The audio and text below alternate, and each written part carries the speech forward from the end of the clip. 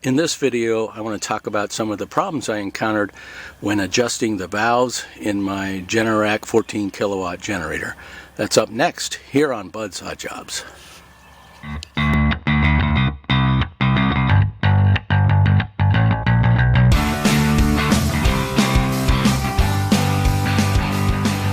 Okay, if you own the Guardian series whole house generators, you likely know that at some point you have to adjust these valves here to make sure that they're in tolerance, so you take out any necessary play.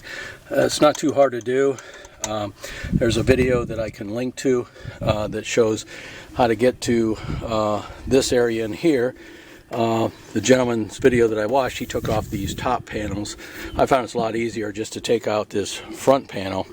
What you need to do is have a way to turn the motor over so you get top dead center for proper adjustment of these valves.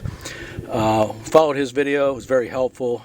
I highly recommend it, and it helped me accomplish the job. The problem came into after I had adjusted the valves. They recommended that you replace the seals, and I did order some new seals kind of after the fact. I didn't order them the first time around because the seals that I had on there, the valve cover seals, look pretty good shape.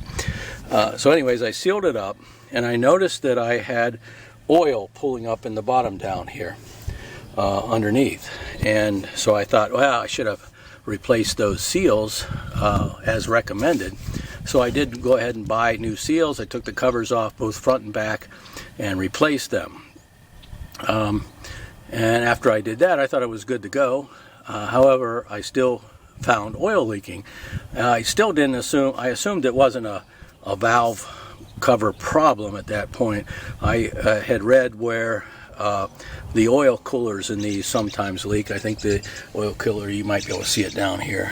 I thought maybe the hose, because they have these they're not regular hose clamps that you can tighten.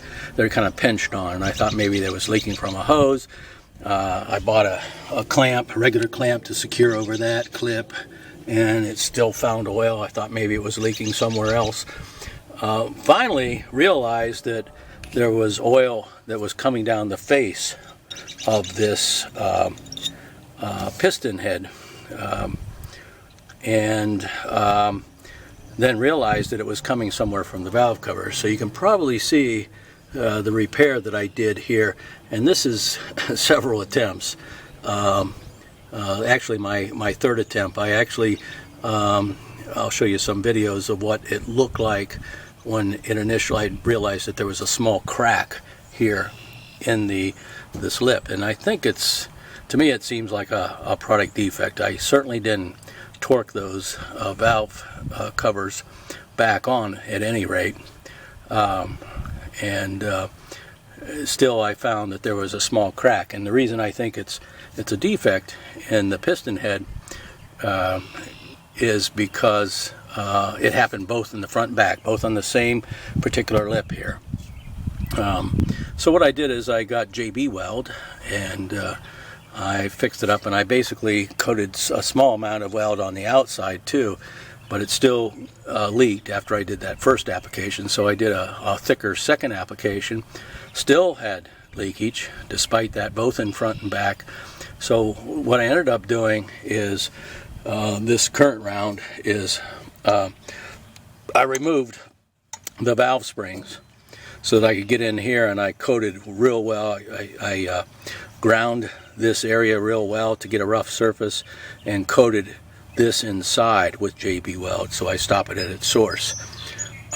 So now I'm ready to button it up and test it to see how it's going to work. And by the way, there's other videos out there, I can probably link to those as well, on how to ensure that if you're going to pull these valve springs, that you don't drop a valve in the cylinder. Essentially what you do is you want to take out the spark plug. You want to rotate the cycle down so that the piston's all the way at the bottom, and then you can get rope and feed into the spark plug hole to fill the cylinder basically, and then you want to turn piston up so that it's compresses the rope up against the valve. You can also do the same thing with the air pressure, but I elected to use the rope. Didn't want to trust the air pressure to hold the valve in place. So once you have the rope holding the valve in place, you can remove the rocker arm and safely take these springs off. Now you can buy a tool to remove those springs, but I'll show you here. You can see you can push these fairly easy down, and that's basically what I did. I pushed the spring down, used a strong magnet to take out the spring retainers, and was able to replace them back in by hand too. So it's fairly easy to do by hand. With that out of the way, I had plenty of room to get in there and clean that up real good and coat it with the JB Weld. So at this point, I'm going to reassemble it.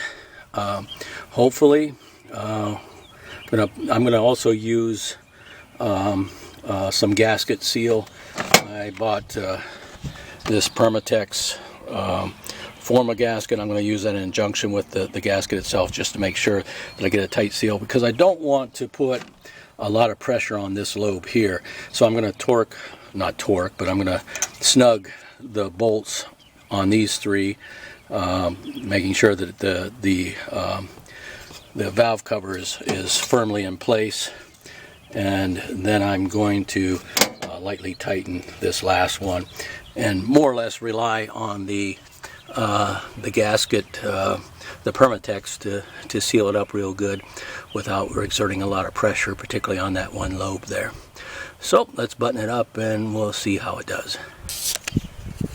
Okay, so I have my valve cover back in place, and so I'm going to head and switch this to auto, and I suspect since it was scheduled to run a couple of exercises since I started this repair job, and when I switch this to auto, it's probably going to go ahead and start up and run that exercise. That's a 12-minute exercise, so I'll let it go ahead and run the exercise, and we'll see how it does as far as sealing for leaks. So let's go ahead and switch it to auto.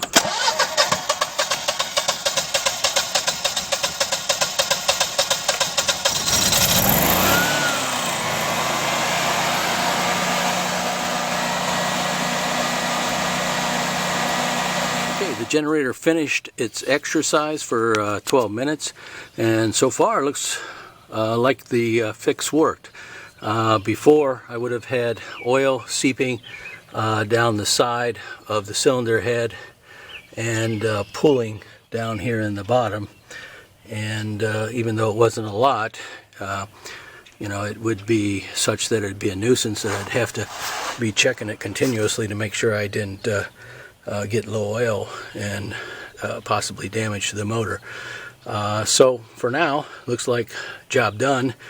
If for some reason the repair doesn't last, then it'll be a matter of replacing those cylinder heads, which is certainly not where I want to go if I don't have to. So hopefully this fix will be a permanent final fix, and we'll be good to go. Hey, thanks for watching. If these videos are helpful to you, don't forget to subscribe, and if you give me a thumbs up, I'd appreciate it. And we'll see you next time.